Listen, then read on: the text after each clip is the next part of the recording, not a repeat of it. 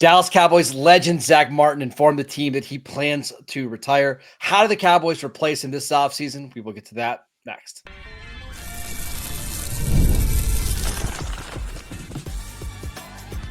You are Locked On Cowboys, your daily Dallas Cowboys podcast. Part of the Locked On Podcast Network, your team every day. Welcome back to the Locked On Cowboys podcast, part of the Locked On Podcast Network, your team every day. We'd like to thank you for making us your first listen of the day. Today's episode is brought to you by FanDuel. Right now, new FanDuel customers can get $150 in bonus bets if your first $5 bet wins. Welcome back. I am your host, Marcus Mosher. You can follow me on Twitter at Marcus_Mosher. Joining me today, as always, is Landon McCool. You can follow him on Twitter at McCoolBCB. Landon, it is a sad but happy day for Cowboy fans. Zack Martin has announced that he plans to retire this offseason. It's not super surprising because we've known that this could happen for a while now. But it still is a little sad to see one of our favorite players of all time leave. Yeah, absolutely. I mean, look, I think we'll get to what kind of a career he had and what he's meant to the Dallas Cowboys, but just to Cowboys fans, I was thinking about it this morning a little bit. It's like, especially with offensive linemen, they often stick with your team for so long and they're with you for so long that the really, really good ones, like, it feels like you have a relationship with them, right? Because it's like they've been around your life for so long and you just like a stalwart, right? It's something that you've come to rely on. I just, if you told in 2016 or whatever, 2017, I would have told you that, Tyron Smith and Fred Beard and Zack Martin were going to probably play football together forever, right? And so, when they actually kind of walk off in the distance and it's time to hang it up, it's always a little bitter. It's obviously bittersweet, but it's also a little surreal, right? Just kind of like watching Zack Martin get gray in his beard over these last 2 years, right? It's almost like it kind of marks a passage of time in your own life a little bit, which is saying something. So yeah, I would say on a sentimental level, it's always really hard to watch these kind of all-time greats that have been with your team for a long time right off in the sunset. I've got a jersey right behind me of Zack Martin autograph. And when I bought it, I'm like, I want to have a current player on my wall that's going to be around forever. Right. And I bought it like 2 years ago, and that's how fast things happen in the NFL. This wasn't surprising because he signed a 2-year extension. Was it 2 years ago? 2 years ago. And we thought by the time that he played out that contract, there was a chance that he was going to retire. And then with the injuries that started to really pile up over the last couple of years, it seemed like we were trending in this direction. I think I told you yesterday, I'm glad that he's retiring now rather than holding on a couple more years. And frankly, like what Tyron Smith is doing right now, where he's playing, but he's at a compromised level. He's no longer the same player. I would rather see Zack Martin go out when he's still a Pro Bowl caliber player. It's just tough to watch. Yeah, I mean, I think that's the one thing that when you talk about Zack Martin, and frankly, when you hear other people talk about Zack Martin, you hear people talk about the standard, right? And like, there's the standard is greatness. I think that's even a quote from him, right? And I think that's the thing that it felt like the last few years where he wasn't, because of injuries, because of age and injuries combined. He wasn't quite playing up to the level of greatness standard that he's used to, right? And that's why a Pro Bowl caliber player. Absolutely. Yeah. But I think that was also tenuous, right? And like we certainly got out before things got really bad. And I'm glad, and I guess that's what my point I'm going towards is that I am so glad that it worked out in such a way that you're right. He isn't trying to just kind of see how much longer he can play. He is, and is going to be, I think, from now on mentioned in the pantheon of all-time great interior offensive linemen. And I think that he kind of secured that by kind of securing his legacy with really solid play, all throughout his career, never really having this is a guy, he was a Pro Bowler, an All-Pro his rookie year, like that's like, so to go, tip to tail with a high level of play as just standard. I think it just says something about who you are a little bit. And I also will just throw out that, from a Cowboys perspective, I really didn't want to have to go through an off season in which we have to figure out what we're doing with this guy, because I think you and I talked about it on a show. What was it, like maybe last week, Yeah. right? Where what we really didn't want to have to do is say, no, Zack Martin, you're not worth $20 million a year because you're not that same player anymore. And to even have to say that, or to deny Zack Martin, I think is kind of emotionally difficult. So I love that Zack made this decision for us, and not having to watch us let him go off to play in Detroit for a year or two and then be a shell of himself, and just kind of the pain that's involved in that for Cowboys fans. Yeah, let's talk about the Hall of Fame case. He's a Hall of Famer. There's the case. 7 All Pros. I believe it's 9 Pro Bowls. He was on the All Decade team. I believe he's got it's either the first or the second most All Pros ever for an offensive lineman. He's getting in. I think it would be really cool if Tyron Smith retired this offseason and Tyron and Zack Martin went into the Hall of Fame at the same time together. It seems like Tyron wants to continue to try to play. Kudos to him. But yeah, I mean, we're talking about Zack Martin now as a top 5 guard of all time, and maybe even better than that. Yeah, I mean, top 5 of guard all time, and I'm not sure if he's number 5, 4, 3, or 2, or 1. I mean, well, let me ask you this: is he the best guard in Dallas Cowboys history? Maybe not. But the other guy is maybe the best offensive lineman who's ever played football. So. I was going to say that it might be those two in Hannah, right? Yeah, I would think so, right? Yeah. Like, I mean, I don't know. It's tough because I guess we all consider Larry Allen a guard. He played both guard and tackle. He played tackle, so, yeah. Certainly more than Martin did, right? But yeah, I mean, I think those are the two of the best guards. I think those are the 2 best guards in football history, as far as I'm concerned.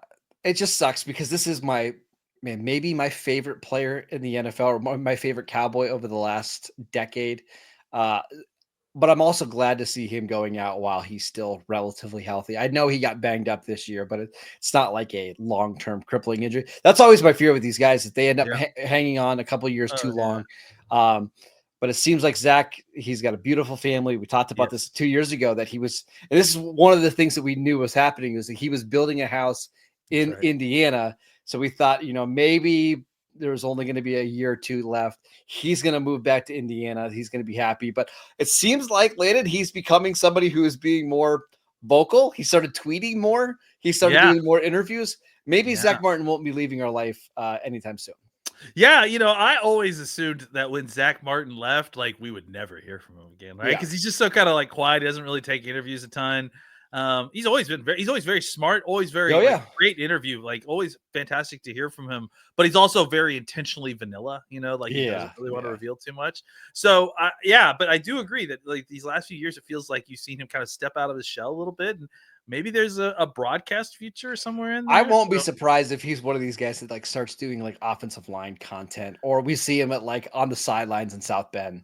Oh, I was just going to say, if NBC reached out and had an opening for the Notre Dame games, I have a feeling he would have a really, especially as a Indiana guy himself, not only a Notre Dame guy, but a born and bred Indiana guy. I'm sure he would be thrilled to do something like that. A happy trails to Zack Martin. What an awesome NFL career. And to think the Cowboys almost didn't draft him because there was some disagreement about Martin or Johnny Manziel in round 1 of the 2014 draft. I was really concerned whether Zack Martin was going to beat out Mackenzie Bernardo or whoever it was that he had to beat out his rookie year. Was it Nate Livings? Was that the other guard that Cowboys had at the time? That sounds right. Yeah, I think they were trying to see if they could get another year out of Nate Livings' body that wasn't going to give. I don't think so. Was it Brian Waters? They were trying to. Brian Waters was like, "Oh God, I hope we can get Brian Waters to come out of retirement so we can please have a guard." I definitely remembered those times. And look, hey, I will say this: I do think I love the timing of this too, with the kind of overall changing of the guard that's happening Yeah. in the Cowboys offensive line room. So I love the timing of all of that. And I can understand that. So there, kudos to Zach for kind of seeing how the headwinds were going, and realizing that maybe things were kind of taking a new step, and that, maybe that's your cue to kind of to sail off into the sunset. He's had, like we said, Hall of Fame career. There's no doubt about it. Maybe it's a good time to quit while you're ahead, and kudos to him for doing it. Last thing before we go, during the 2022 season, that's the year where Tyron Smith got hurt in training camp, but came back for the last 4 games of the year playing right tackle. That was so cool to me to see Zack Martin and Tyron Smith playing next to each other for that 4-game stretch.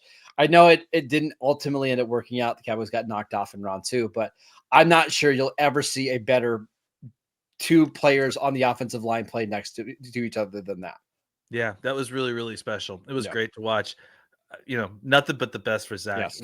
Honestly, we're thrilled for him, and so happy that he gets to do this on his own terms. Yes. All right, let's talk about how the Cowboys can do something that's impossible, replacing Zack Martin in 2025. We will get to that next. This episode is brought to you by FanDuel. When the game tips off, the NBA action is just getting started, and there's no better place to get in on it than FanDuel, America's #1 sportsbook. With FanDuel, you can place live bets throughout the game, so even if you miss the opening tip-off or want to bet on a fourth quarter comeback, you can stay on the action. And if you're looking for a bigger payout, you can even combine your live bets into a same-game parlay. I love using FanDuel's live betting feature because it keeps every moment of the game exciting. Sometimes I miss the opening tip-off, but still want to bet on my favorite team, the Lakers. And you can do that on FanDuel. Plus, the app is so easy to use. And when you win, you get paid instantly. Right now, new FanDuel customers can get $150 in bonus bets if your first $5 bet wins. Just visit FanDuel.com to join today. That is FanDuel.com for your shot at $150 in bonus bets, and make every moment more with FanDuel, the official sports betting partner of the NBA. Welcome back to the Locked On Cowboys podcast. We'd like to thank you for making us your first listen of the day. Landon, let's talk about how the Cowboys can replace him. So first of all, I went and looked at the salary cap stuff. The Cowboys restructured his contract last offseason, where what they're going to do is they're going to designate him as a post-June 1 cut. They're going to save about $1 million by releasing him now, and I think $10 million next year. He's actually still going to count $17 million against the cap in 2026. But if you were to release him outright this year, it would actually cost them like $14 million of cap space. They're not going to do that. They're going to stretch this thing out. But what do they do now at right guard, now that we know for sure Martin is out of the equation? Yeah, I mean, listen, the good news here is that because of the injury to Zack Martin last year, they got extended previews at some of their internal offensive line play for their players. Like they got a chance to see Brock Hoffman. They've seen a lot of TJ Bass. They know what they've got in Cooper Beebe.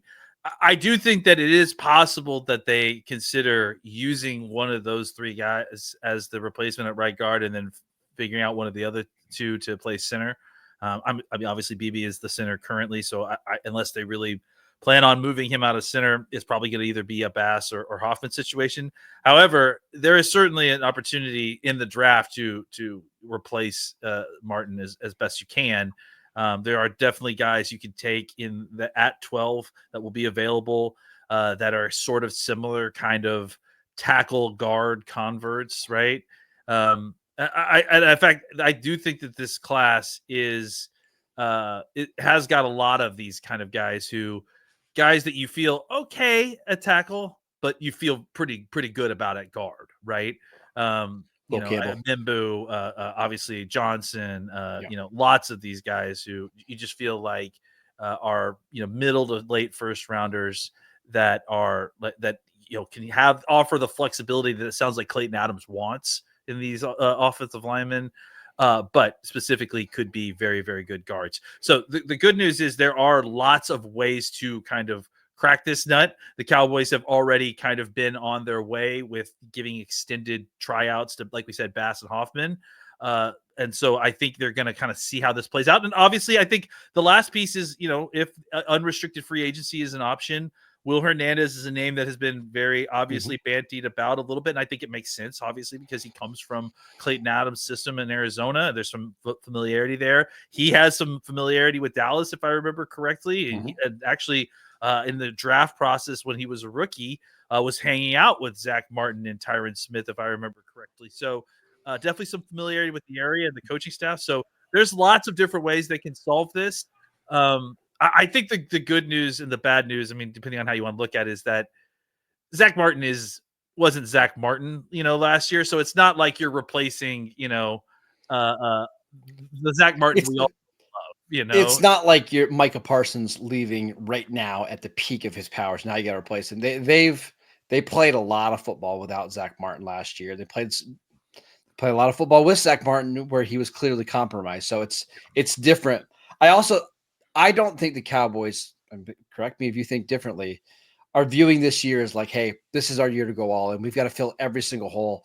I think they're going to be strategic in the way that they try to rebuild this roster. And probably what that means, Landon, is it's just going to be Brock Hoffman and TJ Bass and maybe a day 3 pick. And they can't fill every need, but they've got a all-pro caliber left guard. They got a center they feel really good about.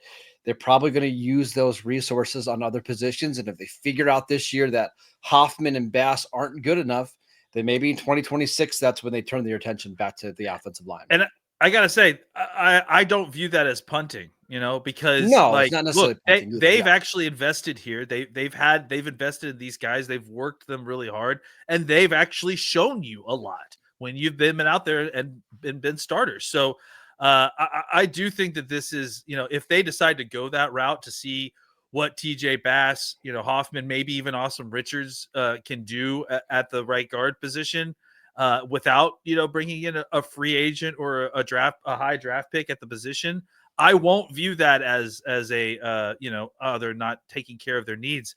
I honestly think that they have spent resources there, including time, and invested in TJ Bass and Hoffman. And I think it's fair to want to see what you've got in those guys, because you spent, like we said, get something out of that terrible season last year, right? Yeah.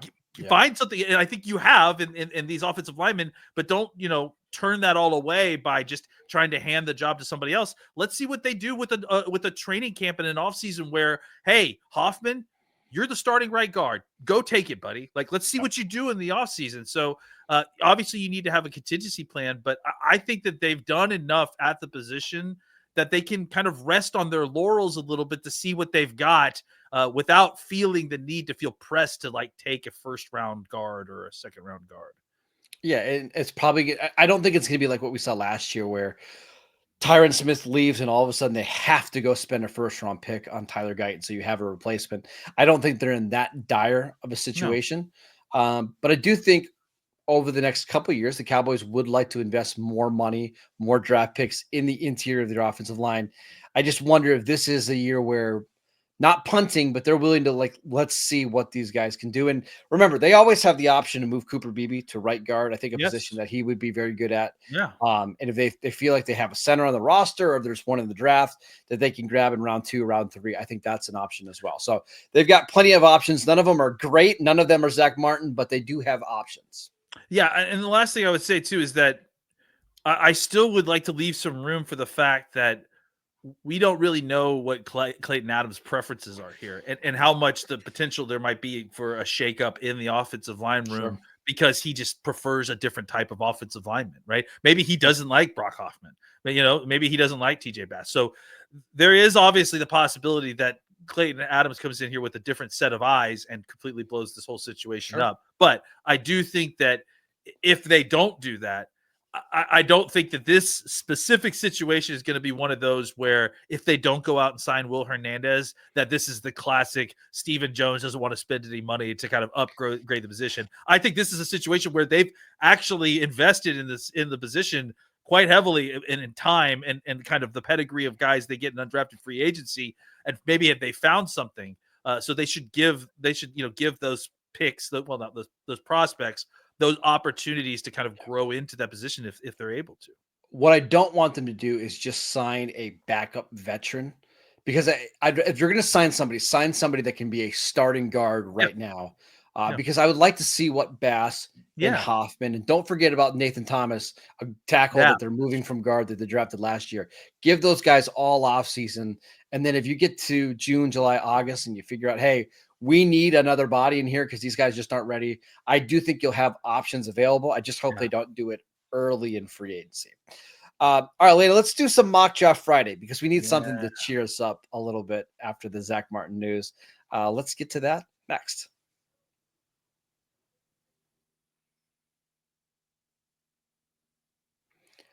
Welcome back to the Locked On Cowboys podcast. We'd like to thank you for making us your first listen of the day. For your second listen, check out the Locked On NFL Draft podcast with Damian Parson and Keith Sanchez. Damian will actually be on the show on Monday. Had to push him back because of the Zack Martin news. So make sure you tune in for that on Monday. And now that the season is over, get the latest draft rankings, rumors, and news every single day. Find Locked On NFL Draft on YouTube or wherever you listen to your podcast. All right, Landon, it's Mock Draft Friday. Let's get into our mock draft. We will do that right now. If you're watching with us on YouTube, you can see that we are using the Pro Football Focus Mock Draft Simulator. We're going to blow this up a little bit so you can see it even better. All right, Landon, let's have a plan for this mock. What do you want to try to do in the first 3 rounds here? Well, in honor of Zack Martin, maybe let's pretend that we do want to get a guard, right? Like, or that's the front office's decision, that they actually feel like, hey, none of these guys really match what we want to do. Clayton want to kind of get his own guy here. So let's go through this and see what arrives at 12 in the tackle guard area. Okay, let's do this. So I'll read through the picks. Cam Ward at 1, Shedeur Sanders at 2. And then the mock draft is going too fast for us. Joe Carter at 3, Travis Hunter at 4, Mason Graham at 5, Ted McMillan at 6, Luther Burden at 7, our guy Will Campbell at 8, Malachi Starks at 9, Tyler Warren at 10, Barron at 11. So on the board for us to pick 12, we got Ashton Genty, we've got James Pierce, Mike Green, Will Johnson, Walter Nolan. Works out pretty well here for the Cowboys. They got plenty of options. Yeah, not necessarily some of the options that we were hoping offensive line. Let's see what's there, though. It looks like Simmons is there. Simmons is there. Kelvin Banks is there. Membu is still there. We also have some trade options here if you want to move down to picks 18. Pick 18 if you want to try to slide down and get an offensive lineman. Yeah, maybe let's do that. Let's see if we can work a really quick trade, because if they want to come up, like, who are we pretending they're coming up for? We think Genty maybe or. My guess is Will Johnson or one of the edge rushers, right? Rushers, probably. Yeah. I mean, I'm hoping they're not coming up for Genty. That's especially because it's Seattle, because they already got all those running backs. My guess is Seattle's coming up for an edge rusher. An edge rusher, that makes sense too. All right, yeah. So let's slide back a little bit. Let's do 12 for picks 18 and 50. That's a first and second round pick. Done. Okay, cool. Done. All right, cool. So now we're on the clock. Easy. All right, Genty goes 12. Oh, geez. Seattle. So it was Genty they were trading up for. They're crazy. James Pierce at 13, Walter Nolan at 14, Kenneth Grant at 15, Mike Green at 16, Derek Harmon at 17. So we've got Josh Simmons is still available, Kelvin Banks, Membu if you want to go offensive line. Yeah, I like Membu, I think, more than Kelvin Banks. I don't know. I think they're probably pretty close. I think you play Membu at guard then. I play both of them at guard. Yeah, I mean, at least I like Membu more than Banks. Yeah, let's get Membu. Okay, so there you go. You drop back. You still pick up a second round pick. You get a guy. Now you have some flexibility, right? You could maybe play Membu at tackle. You could play you'd have Membu and Tyler Smith playing guards with Cooper Beebe at center. Now you are massive in the interior of your offensive line. I think that's really, really interesting. Cowboys up here at pick 44. Some of the top players available: Jihad Campbell, who I love, from Alabama; JT Tuimalu from Ohio State; Jack Sawyer; Tyler Booker, a guard from Alabama. We already got our guard. If you're looking at the running back position, you want to grab a running back. Caleb Johnson and Travion Henderson are still available. What stands out to you? When's our pick? 80? 50, 44, 44 and 44, 50. So we got 50. back-to-back picks here, basically. Okay, yeah. So I would say let's take a best player available here, and then maybe let's take our running back next, right? Okay. So For me, it's Jihad Campbell by a lot. I think Campbell's a first-round linebacker. And you're yeah, pairing him for the future with Overshown and Leaford. yep, Now we're talking. yeah. Yeah, I'm on. I mean, Right. yeah, and he offers you some pass rush too, a little bit. Yep. I mean, I don't know that he's Jalon Walker kind of pass rusher, but he offers you something, right? Yep. And obviously, a real playmaker has an incredible nose for the ball. So, all right, cool. Let's take Campbell. Not really a need, but certainly going to make your defense better, right? And it's going to help your 100%. pass rush as well, while being a really great linebacker. And look at here, pick 50, Caleb Johnson and Travion Henderson both available. Yeah, I mean, honestly, and Scatabo too, who I think is very much going to be part of this conversation now that we've got Clayton Adams a little bit. Not because he's from Arizona, but just because of his running style and the type of runs he likes to run. I almost would say that we could trade back a little bit here if we wanted to. Again, the trade back game is always like, if somebody's willing to trade back. But let's just take a running back, because I think the fact that you have these guys available here, like, you don't want to miss out on Johnson or Henderson to me. All right, so which one of these is your favorite? I like Henderson better, but I understand how Caleb Johnson, if the Cowboys are just trying to be more physical, would make a lot of sense for them as well. But I feel like they need the speed. I think Caleb, to me, is more of a specifically zone runner.